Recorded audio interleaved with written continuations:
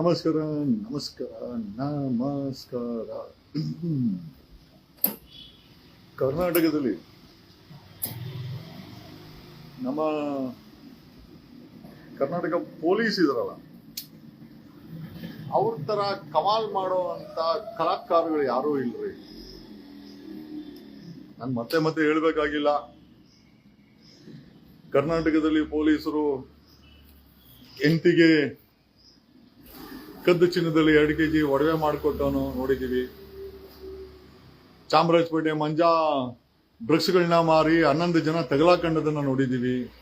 Pub ಬಾರ್ಗಳನ್ನ open ಮಾಡಿಸಿ ರಾತ್ರಿ 2 ಗಂಟೆವರೆಗೂ ಅನಧಿಕೃತ ಓಪನ್ ಮಾಡಿಸಿ ತಿಂಗಳಿಗೆ ಕೋಟಿ ವಸೂಲ್ ಮಾಡಿದಂತ ಹಲ್ಸೂರ್ ಗೇಟ್ ಇನ್ಸ್ಪೆಕ್ಟರ್ ಹನುಮಂತ್ ಭಜಂತ್ರಿ ಮತ್ತೆ ಕೋರ್ಮಂಗ್ಲ ಇನ್ಸ್ಪೆಕ್ಟರ್ ನೋಡಿದೀವಿ. ಕೊಡಗೇಳಿ ರಿಯಲ್ ಎಸ್ಟೇಟ್ ಕಿಂಗ್ ಇನ್ಸ್ಪೆಕ್ಟರ್ ಮುತ್ತುರಾಜನ್ ನೋಡಿದೀವಿ. Devanahalli PSI Jagadamba POCSO ಕೇಸನ್ನ register ಮಾಡಕ್ಕೆ 1 ಲಕ್ಷ ರೂಪಾಯಿ ಕೇಳಿ ತಗಲಾಕೊಂಡು FIR ಆಗಿ ಓಡೋಗಿದ್ದನ್ನ ನೋಡಿದೀವಿ. DJ ಹಳ್ಳಿ ನಮ್ಮ ಸುಂದರವಾದಂತ ಫಿಟ್ ಮ್ಯಾನ್ ಸುನೀಲ ಲಾಡಿ ಬಿಚ್ಚಿ ಸೆಕ್ಸ್ ಸ್ಕ್ಯಾಂಡಲ್ ತಗಲಾಕೊಂಡ್ರದನ್ನ ನೋಡಿದೀವಿ. ಈಗ ಕೊನೆ ಅಂತ ಹೇಳಕ್ ಹೋಗಲ್ಲ, ಯಾಕಂದ್ರೆ ಇನ್ನ ಹಲವಾರು ಇವರ ಮುಖಗಳು ಇವೆ, ನೋಡ್ಬೇಕಾದಂತ ಪರಿಸ್ಥಿತಿ ನಮ್ಮೆಲ್ಲರಿಗೂ ಇದೆ.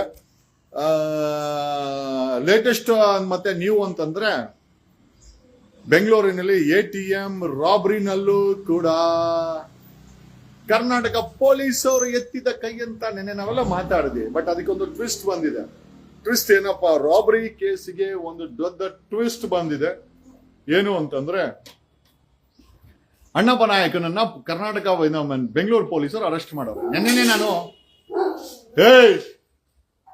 ನೆನ್ನೆ ನಾನು CMಗೆ ಮತ್ತೆ ಹೋಮ್ ಮಿನಿಸ್ಟರ್ಗೆ ಹೇಳಿದೆ, ಪೊಲೀಸ್ ಇಲಾಖೆ ಮೇಲೆ ಚಾರ್ಜಸ್ ಇರೋದ್ರಿಂದ ಪೊಲೀಸ್ ಇಲಾಖೆ ತನಿಖೆ ಮಾಡಬಾರ್ದು, CIDಗೋ ಅಥವಾ CBIಗೋ ಟ್ರಾನ್ಸ್ಫರ್ ಮಾಡಿ ಅಂತ ನೆನ್ನೆನೇ ಹೇಳಿದೆ. ಆದ್ರೂ ಕೂಡ ಈ ಕರ್ನಾಟಕದ ಕಾಂಗ್ರೆಸ್ ಸರ್ಕಾರ ಹೇಳಿದ ಮಾತು ಕೇಳಲ್ಲ. Yesterday I appeal the government.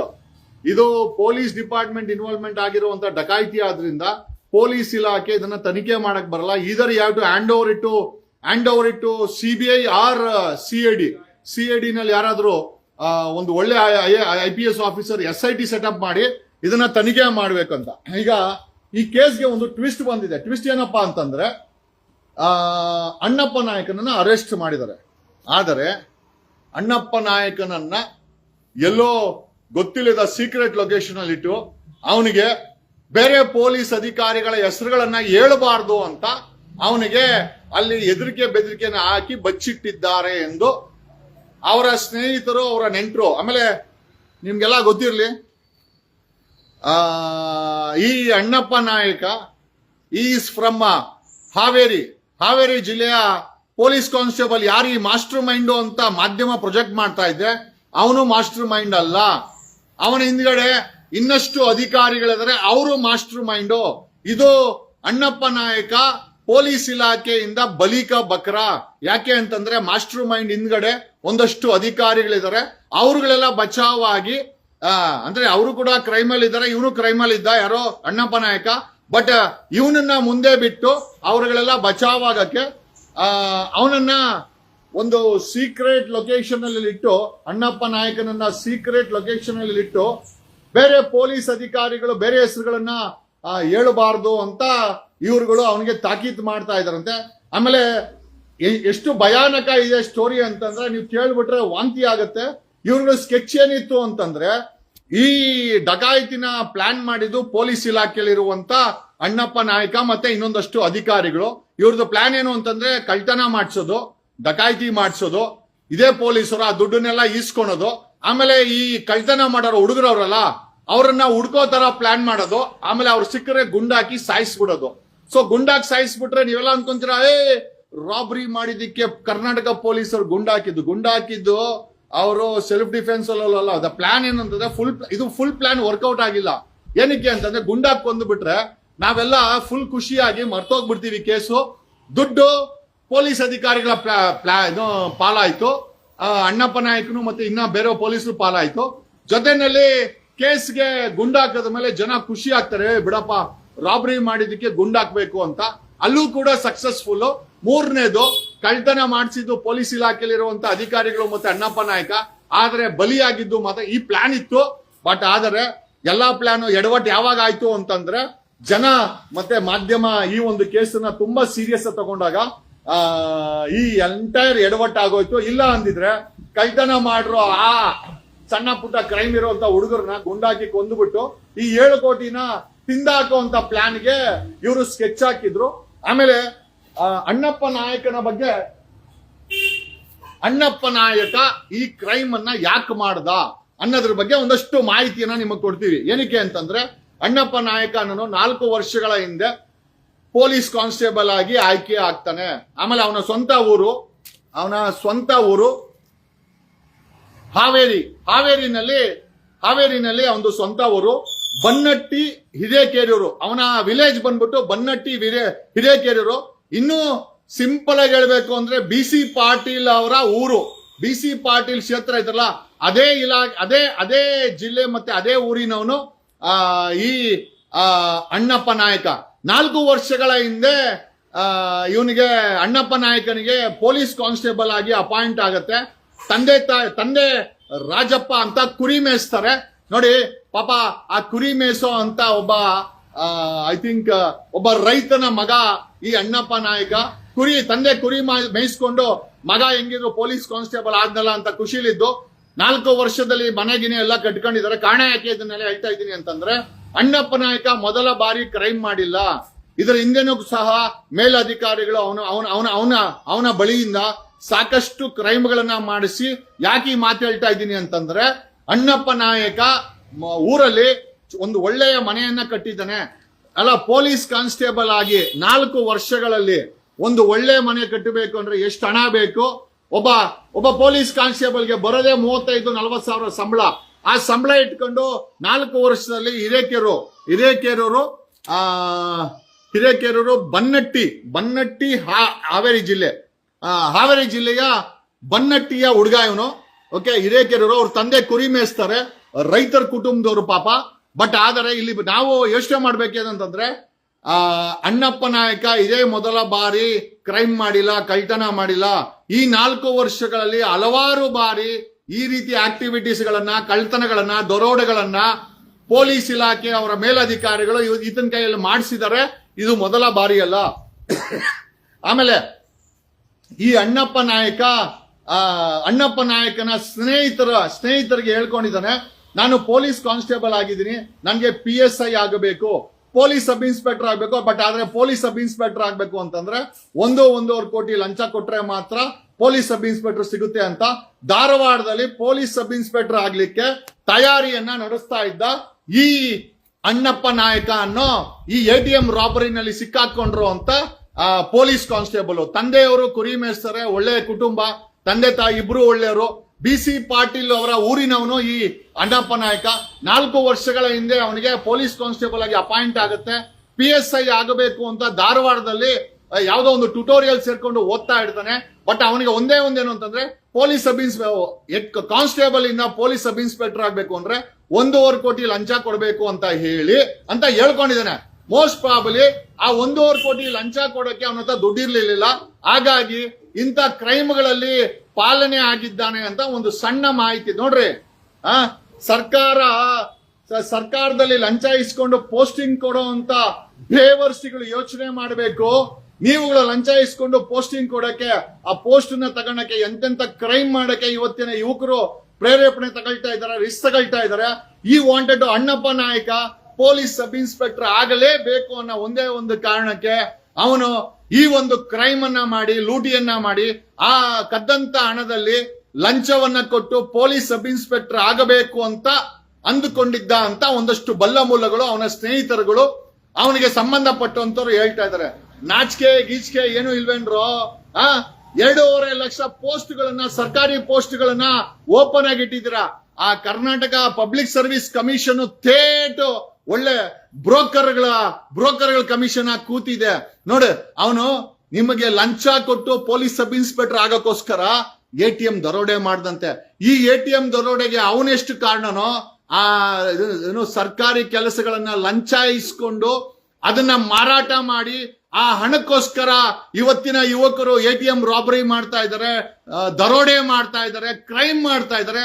Police uniform ಹಾಕೊಂಡು ಮಾಡಬಾರದ ಇಲ್ಲಿಗಲ್ ಆಕ್ಟಿವಿಟೀಸ್ ಮಾಡ್ತಾ ಇದ್ದಾರೆ ಅಂತಂದ್ರೆ ಇವತ್ತಿನ ವ್ಯವಸ್ಥೆ, ಇವತ್ತಿನ ಭ್ರಷ್ಟ ಸರ್ಕಾರಗಳು, ಇವತ್ತಿನ ಭ್ರಷ್ಟ ರಾಜಕಾರಣಿಗಳು, ಇವತ್ತಿನ ಭ್ರಷ್ಟ ಅಧಿಕಾರಿಗಳು ನೀವೆಲ್ಲರೂ ಕಾರಣ, ಇನ್ಕ್ಲೂಡಿಂಗ್ ಕಮಿಷನ್ ಅಂತ. ನಾನು ಕರ್ನಾಟಕದ ಯುವಕರಲ್ಲಿ ನಾನು ಕೇಳ್ಕೊಳ್ಳೋದೇನು ಅಂತಂದ್ರೆ, ದಯಮಾಡಿ ಸರ್ಕಾರಿ ಕೆಲಸನ ಗಿಟ್ಟಿಸ್ಕೊಳಕ್ಕೋಸ್ಕರ, ಸರ್ಕಾರಿ ಕೆಲಸವನ್ನ ಮಾಡಕ್ಕೋಸ್ಕರ ದಯಮಾಡಿ ಈ ರೀತಿ ಲಂಚ ಕೊಟ್ಟು ಯಾವುದೇ ಅನಾಹುತಗಳನ್ನ ನೀವು ಯಾರೂ ಮಾಡ್ಕೊಂಬೇಡಿ. 2.5 ಲಕ್ಷ ಸರ್ಕಾರಿ ನೌಕರಗಳು ಖಾಲಿ ಇದೆ, ಅದನ್ನ ಫಿಲ್ ಮಾಡಬೇಕು ಅಂದ್ರೆ ಸಾವಿರಾರು ಕೋಟಿ ಲಂಚ ತಿಂದು ಮಾಡುವಂತ ಸರ್ಕಾರಗಳು. ನಿಜವಾಗ್ಲೂ ಹೇಳ್ತೀನಿ, ನಮ್ಗೆ ಬೇಜಾರಾಗುತ್ತೆ ಇಂಥ ವ್ಯವಸ್ಥೆ.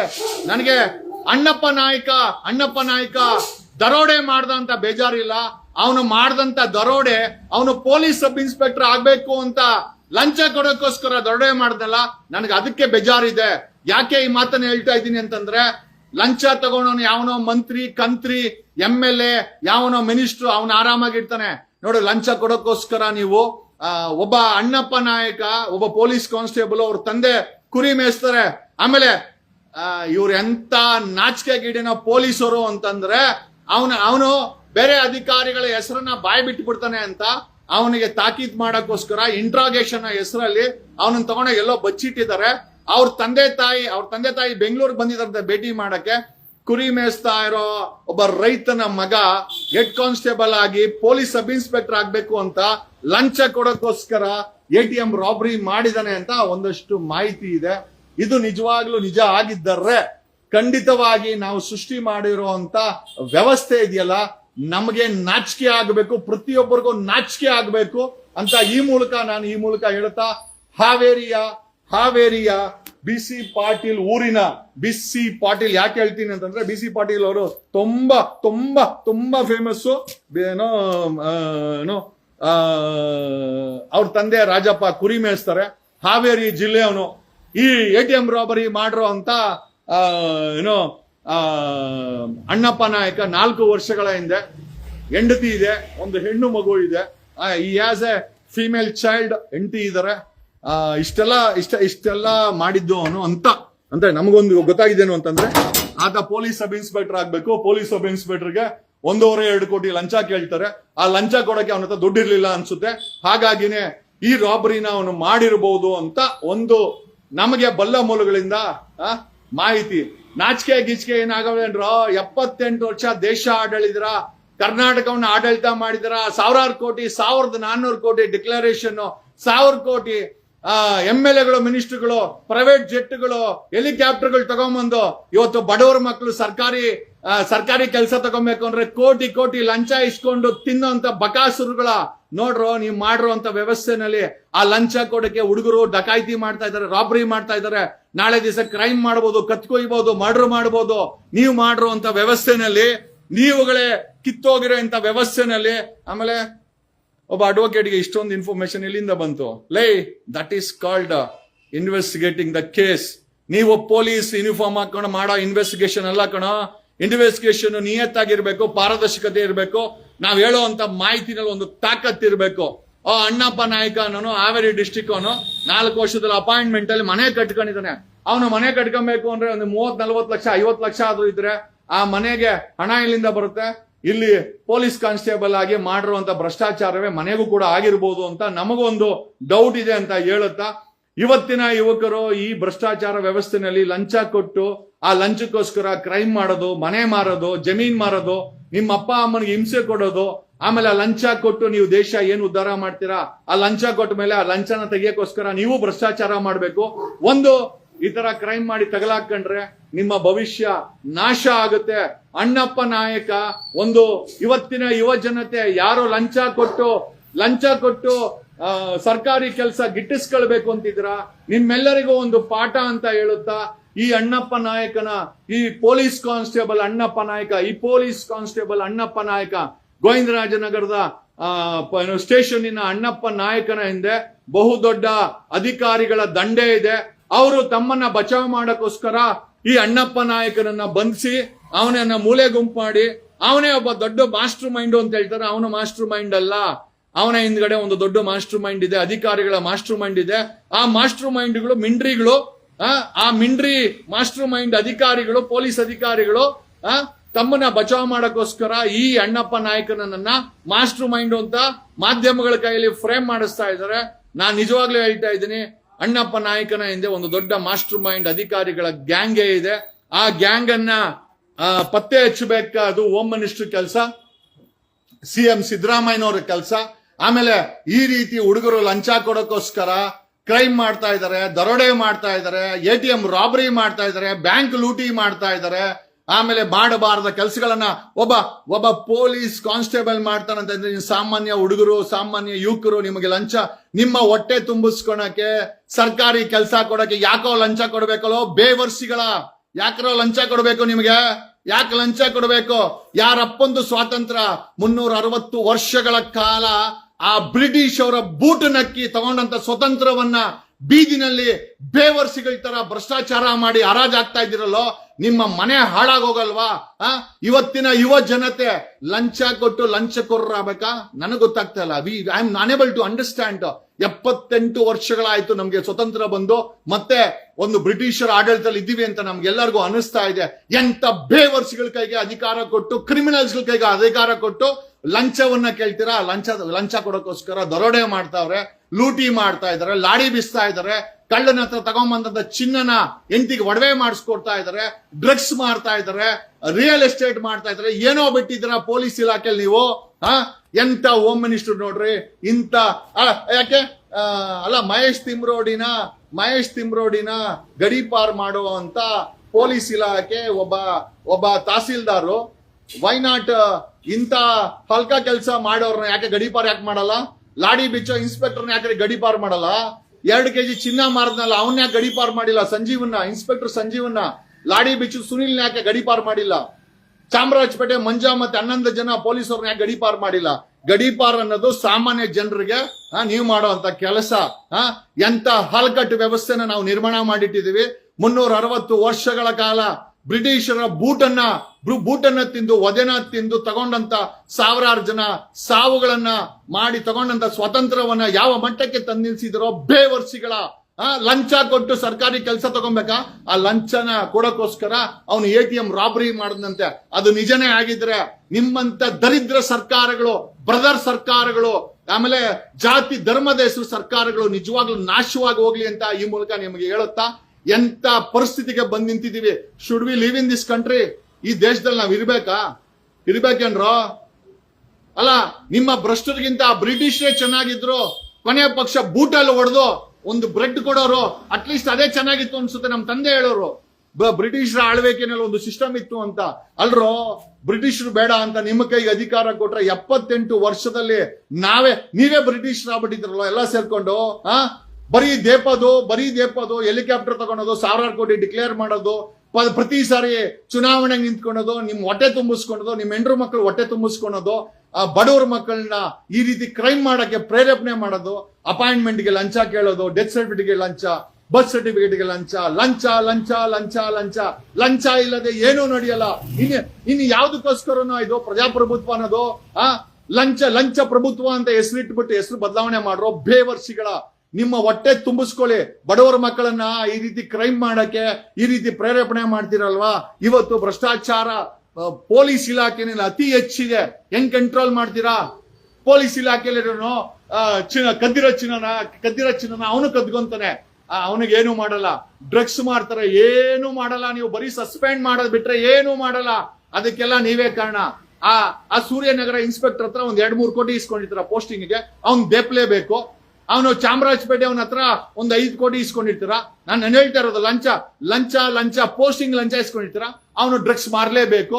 ಇನ್ನು ಕೊಡಗೇಳಿ ಅವನ ಹತ್ರ 1.5-2 ಕೋಟಿ ಇಸ್ಕೊಂಡಿರ್ತೀರ, ಅವನು ರಿಯಲ್ ಎಸ್ಟೇಟ್ ಮಾಡಿ ಅದನ್ನ ರಿಕವರಿ ಮಾಡ್ಲೇಬೇಕು. ಅಲ್ರಿ, ಅಪಾಯಿಂಟ್ಮೆಂಟ್ಗೆ ಲಂಚ, ಪೋಸ್ಟಿಂಗ್ಗೆ ಲಂಚ, ಪ್ರಮೋಷನ್ಗೆ ಲಂಚ.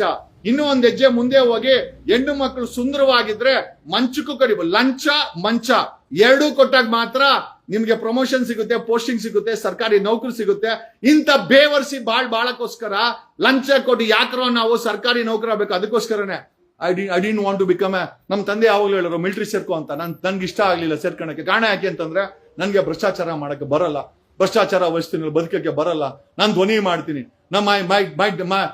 So many of my friends told become an IPS officer.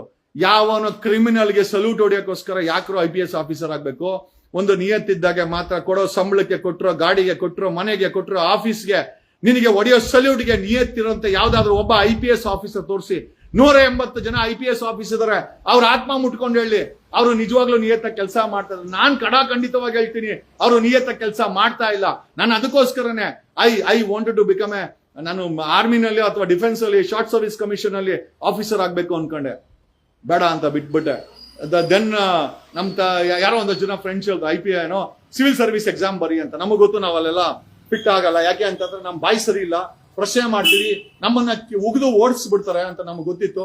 ಹಂಗಾಗಿನೇ ಕೊನೆಗೆ ಉಳಿದಿದ್ದು ಜಸ್ಟ್ ಪಾಸ್ ಅಲ್ಲಿ ಅಡ್ವೊಕೇಟ್. ಬಟ್ ಒಂದಂತ ಹೇಳ್ತೀನಿ, ನಾನು ಬೇರೆ ಅಡ್ವೊಕೇಟ್ ಕಂಪೇರ್ ಮಾಡಕ್ ಹೋಗಲ್ಲ. But being N advocate, I am performing my fundamental duties of my constitution. ನನ್ನ ದೇಶದ ಸಂವಿಧಾನದ ಅಟ್ಲೀಸ್ಟ್ ಮಿನಿಮಮ್ ಬಾಧ್ಯತೆಯನ್ನ ನಾನು ಮಾತಾಡ್ತಾ ಇದ್ದೀನಿ, ಜನರನ್ನ ಎಚ್ಚರಿಸ್ತಾ ಇದ್ದೀನಿ. ನಾನು ಏನಾಗುತ್ತೋ ಗೊತ್ತಿಲ್ಲ. ಈ ವಿಡಿಯೋಗಳು ಮಾಡೋದ್ರಿಂದ ಎಷ್ಟೋ ಜನ ಕೇಳ್ತಾರೆ, ಸರ್ ಈ ವಿಡಿಯೋ ಮಾಡಕ್ರೆ ಏನ್ ಪ್ರಯೋಜನ ಅಂತ. ನನಗೆ ಗೊತ್ತಿಲ್ಲ ಏನ್ ಪ್ರಯೋಜನ ಅಂತ. ಒಂದಂತೂ ನಿಜ, ಜನರ ಮೈಂಡ್ಗೆ ಸತ್ಯ ಅಂತೂ ಹೋಗ್ತಾ ಇದೆ, ಅದೇ ಪ್ರಯೋಜನ. ಇವತ್ತಿನ 2.5 ಲಕ್ಷ ಆ ಪೋಸ್ಟ್ಗಳೇನಿದೆ, ಈ ಬಕಾಸುರುಗಳು, ಈ ಕ್ರಿಮಿನಲ್ಗಳು, ಆ ಹುಡುಗರ ಹತ್ರ 1 ಕೋಟಿ 2 ಕೋಟಿ, ತಹಸೀಲ್ದಾರ್ಗೆ DYSPಗೆ 5 ಕೋಟಿ ಅಂತೆ. ನೀವು ನಂಬ್ತೀರಾ? ಒಬ್ಬ DCP ಆಗಿರುವಂತ ಒಬ್ಬ ವ್ಯಕ್ತಿ DYSP ಆಗಿ ಅಪಾಯಿಂಟ್ ಆಗಿ IPS ಪ್ರಮೋಷನ್ಗೆ 4 ವರ್ಷದಲ್ಲಿ 50 ಕೋಟಿ ಲಂಚ ಕೊಟ್ಟು IPS ಮಾಡ್ಕೊಂಡಿದ್ದಾನೆ. 50 ಕೋಟಿ ಲಂಚ ಕೊಟ್ರೆ ಒಬ್ಬ DYSP KPSC ಅಲ್ಲ ಸ್ಟೇಟ್ ಕ್ಯಾಡ್ರೆ DYSPನ 50 ಕೋಟಿ ಕೊಟ್ರೆ IPS ರ್ಯಾಂಕ್ ಕೊಡೋ ಅಂತ ಬೇವರ್ಸಿಗಳು ಈ ದೇಶದಲ್ಲಿ ಇದಾರೆ ಅಂತಂದ್ರೆ ನಮ್ಮ ವ್ಯವಸ್ಥೆ ಎಲ್ಲೂ ಹೋಗ್ತಾ ಇದೆ. ಅವನು 50 ಕೋಟಿ ಕೊಡಕ್ಕೆ ಎಷ್ಟು ಕ್ರೈಮ್ ಮಾಡಿರ್ಬೋದು, ಅಥವಾ ಎಷ್ಟು ಕ್ರೈಮ್ಗೆ ಸಪೋರ್ಟ್ ಮಾಡಿರ್ಬೋದು ಅವನು DCP ಆಗಿರೋನು. ಈ ಎಲ್ಲಾ ವಿಚಾರಗಳನ್ನ ನಿಮಗೆ ತಿಳಿಸುತ್ತಾ ದಯಮಾಡಿ ಇವತ್ತಿನ ಯುವ ಜನತೆ ನಾನು ಕೇಳ್ಕೊಳ್ಳೋದು ಏನು ಅಂತಂದ್ರೆ, the day I become CM, ನನ್ಗೆ ಗೊತ್ತಿಲ್ಲ, ಬಟ್ ಆಗ್ತೀನಿ ಅಂತ ನನ್ನ ನಂಬಿಕೆ ಇದೆ. ಆದ್ರೆ ನಿಜವಾಗ್ಲೂ ಇಂಟರ್ವ್ಯೂನ KPSC ಬಿಲ್ಡಿಂಗ್ ಅಲ್ಲಿ ಕಂಡಕ್ಟ್ ಮಾಡಲ್ಲ, ಒಂದು ಸ್ಟೇಡಿಯಂ ಅಲ್ಲಿ ಕಂಡಕ್ಟ್ ಮಾಡ್ತೀವಿ, ಓಪನ್ ಆಗಿ ಕಂಡಕ್ಟ್ ಮಾಡ್ತೀವಿ, ಒಂದು 20 ಕ್ಯಾಮ್ರಾಗಳನ್ನ ಹಾಕಿ ಕಂಡಕ್ಟ್ ಮಾಡ್ತೀವಿ, ಪಾರದರ್ಶಕತೆ ಮೇಂಟೈನ್ ಮಾಡ್ತೀವಿ. ₹1 ಲಂಚವಿಲ್ಲದೆ ಸರ್ಕಾರಿ ನೌಕರಿಯನ್ನ ನಾನು ಹಂಚ್ತೀನಿ, ವಿತೌಟ್ ಎ ಸಿಂಗಲ್ ಪೈಸೆ ಲಂಚ. ಸರ್ಕಾರಿ ನೌಕರಿಗಳನ್ನ ನಾನ್ CM ಆದ್ರೆ ಖಂಡಿತವಾಗಿ ಆ 2.5 ಲಕ್ಷ ಪೋಸ್ಟ್ ಗಳನ್ನ ₹1 ಲಂಚ ಇಲ್ಲದೆ, ಲಂಚವಿಲ್ಲದಂತ ವ್ಯಕ್ತಿಗಳನ್ನ ನಾವು ತಯಾರು ಮಾಡಿದಾಗ ನಮ್ಮ ಸಮಾಜ ಲಂಚ ಮುಕ್ತ ಆಗುತ್ತೆ. ಅವನಿಗೆ PSIಗೆ 1.5 ಕೋಟಿ ಇಸ್ಕೊಂಡ ಅಂತಂದ್ರೆ ಅವನು 1.5 ಕೋಟಿ ಕೊಟ್ಟು ಬಂದು 1000 ಕೋಟಿ ಮಾಡಕ್ಕೆ ಕ್ರೈಮ್ ಮಾಡ್ತಾನೆ.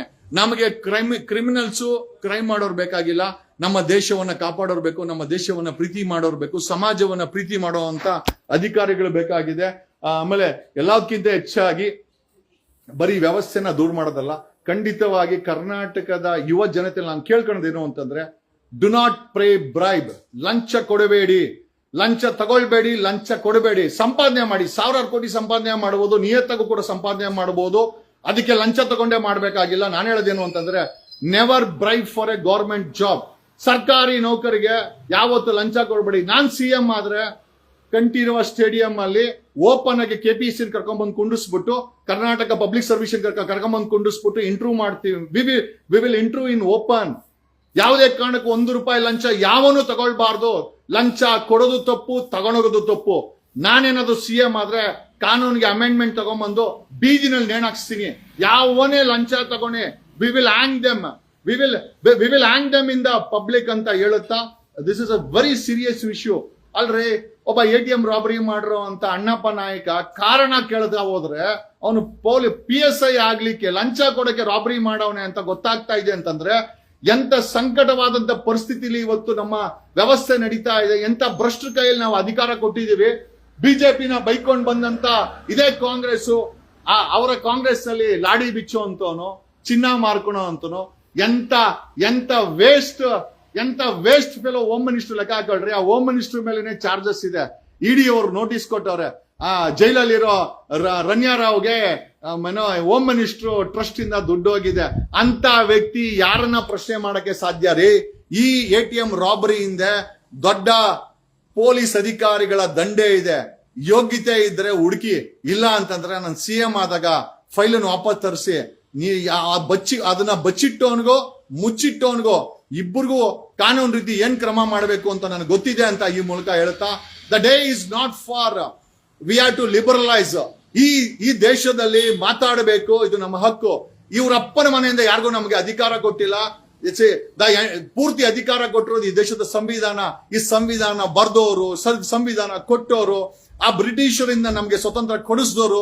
ನಿಜವಾಗ್ಲೂ ಈ ಪರಿಸ್ಥಿತಿ ನೋಡಿದ್ರೆ ಹೆಂಗೆ ಅನಿಸಿರ್ಬೋದಲ್ಲ ಅವ್ರ ಆತ್ಮಗಳಿಗೆ ನೋಡ್ಕೊಂಡು, ಎಂತ ದರಿದ್ರ ವ್ಯವಸ್ಥೆಯನ್ನ ನಾವು ಸೃಷ್ಟಿ ಮಾಡಿಟ್ಟಿದ್ದೇವೆ. ಇವತ್ತು ಮಾಧ್ಯಮಗಳಿಗೆ ಯಾರಿಗೇನೂ ಬೇಕಾಗಿಲ್ಲ. ಡಿ ಕೆ ಶಿವಕುಮಾರ ಸಿಎಂ ಆಗ್ತಾನ, ಡಿ ಕೆ ಶಿವಕುಮಾರ್ ಸಿಎಂ ಆಗ್ತಾನೋ ಅಥವಾ ಮನೆಗೆ ಹೋಗ್ತಾನೋ, ವಿ ಆರ್ ಲೀಸ್ಟ್ ಬಾದರ್ಡ್.